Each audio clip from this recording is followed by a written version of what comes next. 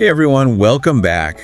Ready to dive into some seriously cool games. Today, we're all about Unreal Engine 5. Ooh, Unreal Engine 5, huh? Yeah, forget just better graphics, you know? We're talking games that could totally change how we play. We've got 15 of them to talk about today. 15. It's a pretty exciting time to be a gamer, that's for sure. Unreal Engine 5, it's not just like a little upgrade, you know? It's like giving developers this whole new set of tools. Yeah, and they are not holding back. Let's start with Industria 2.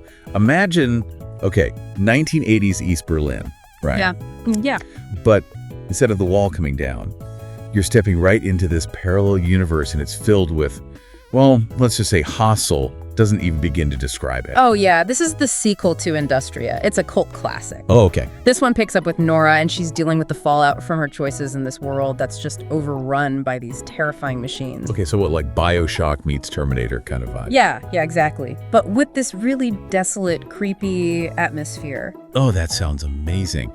And those choices you make in the game, they actually matter, right? Oh, they really do. I read that they've completely redone the crafting system, so the stuff you create can really change the story. It's true. But honestly, I'm most intrigued by this whole parallel universe thing. What can you tell us about that?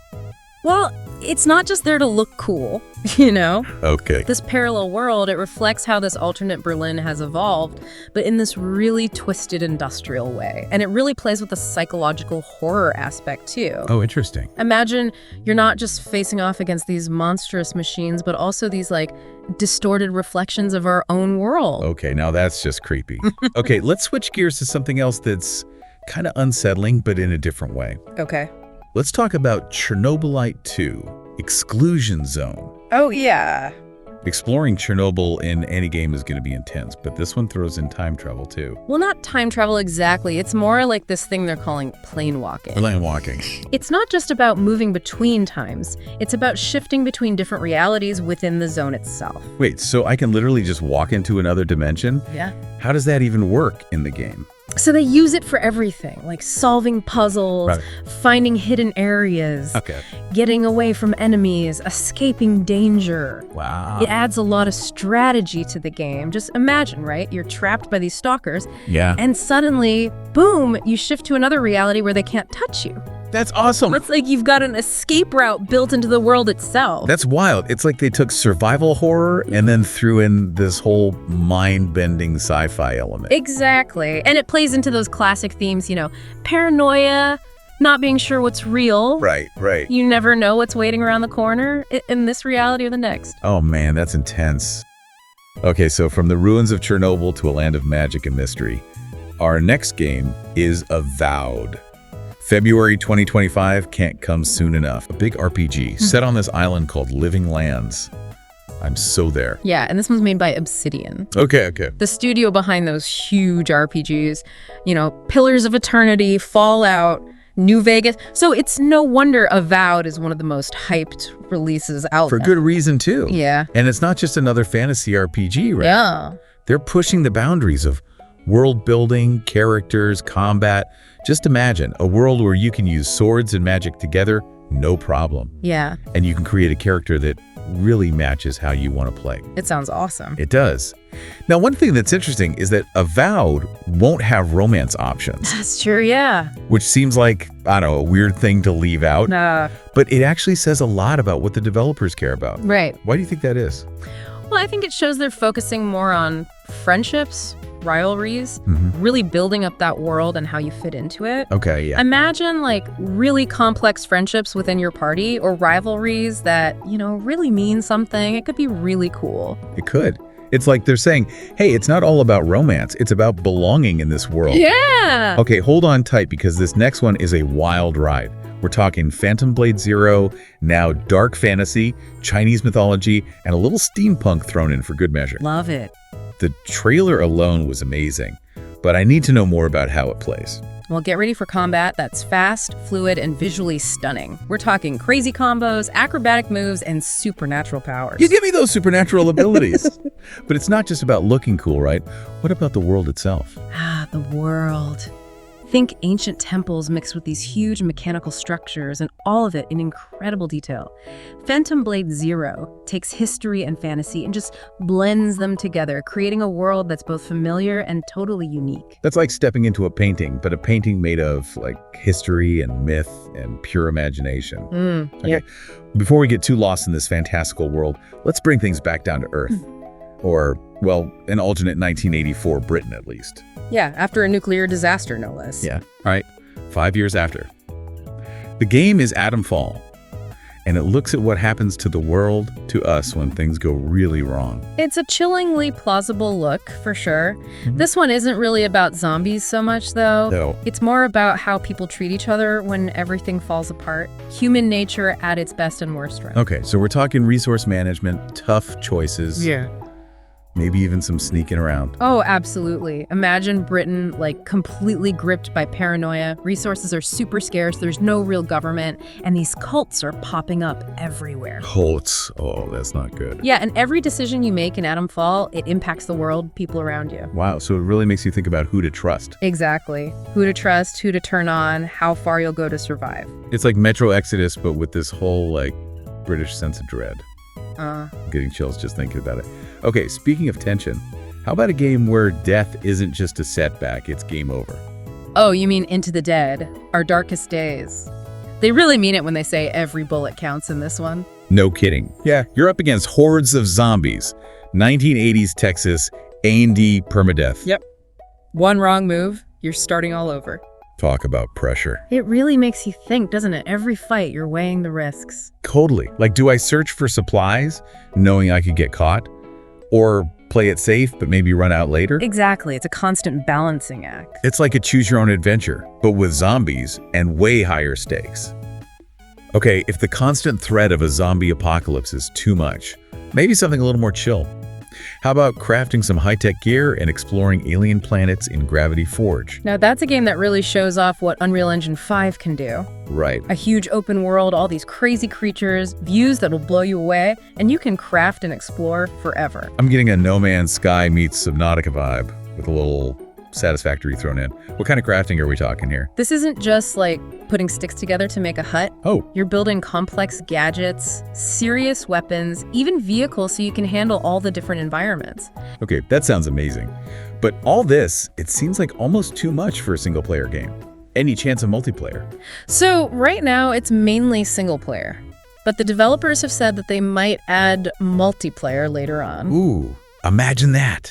Building bases with friends, going on expeditions together. Sign me up. Right.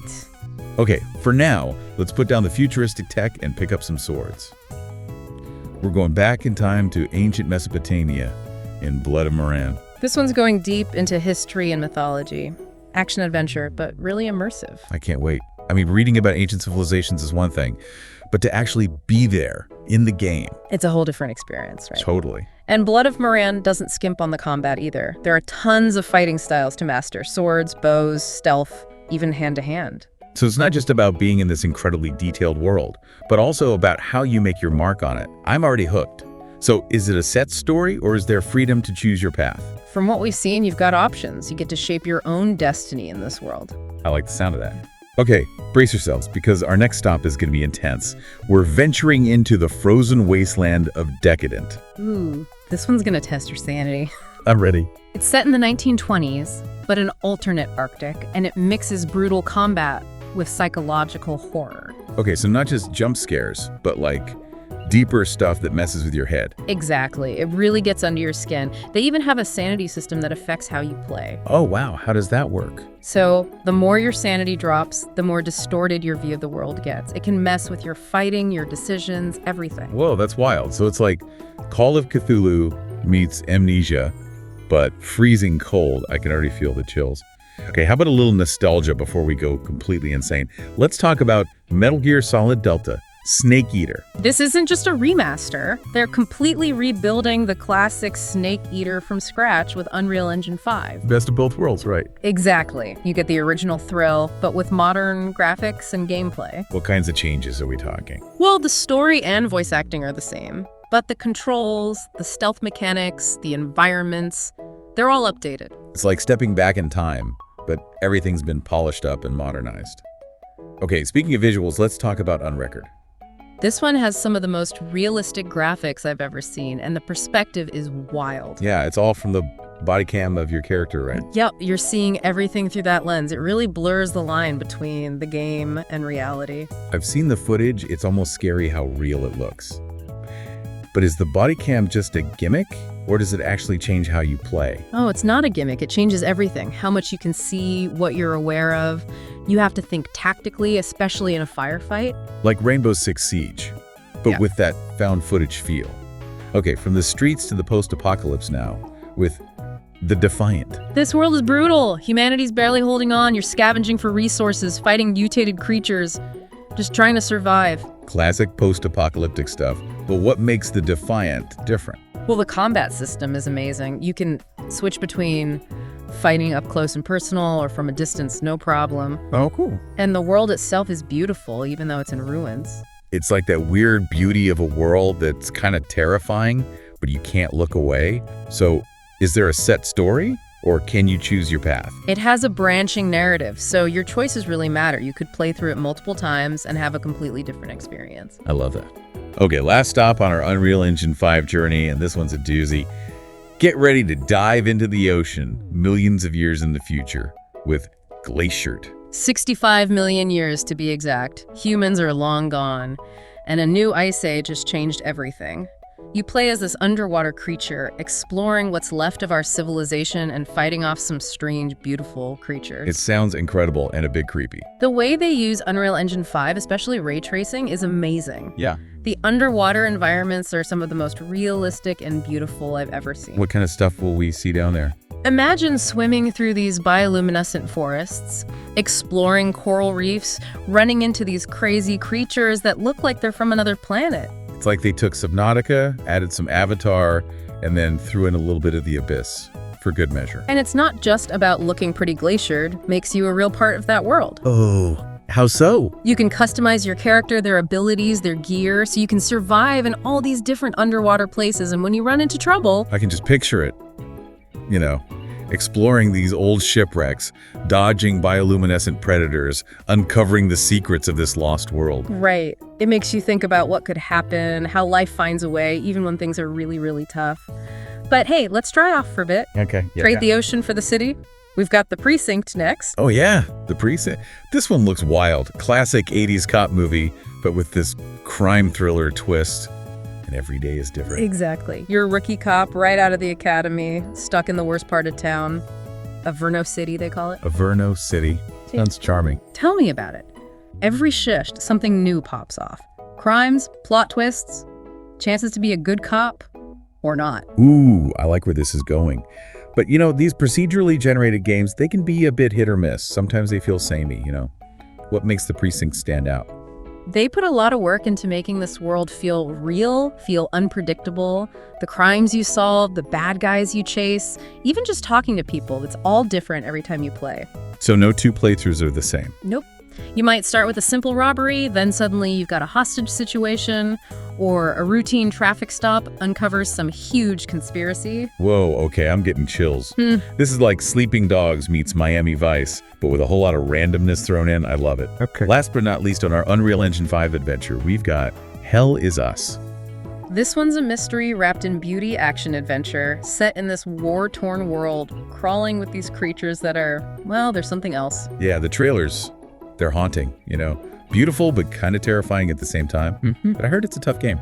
Oh, Hell Is Us does not hold your hand. No quest markers, no maps, no waypoints. You're on your own. Wow, so how are you supposed to find your way around? You explore, you observe, you learn to read the environment. It's about trusting your gut, your instincts. It reminds me of Dark Souls or Shadow of the Colossus. Games that respect the player, you know. Yeah. They don't need to spell everything out for you. And that's what makes these Unreal Engine 5 games so exciting.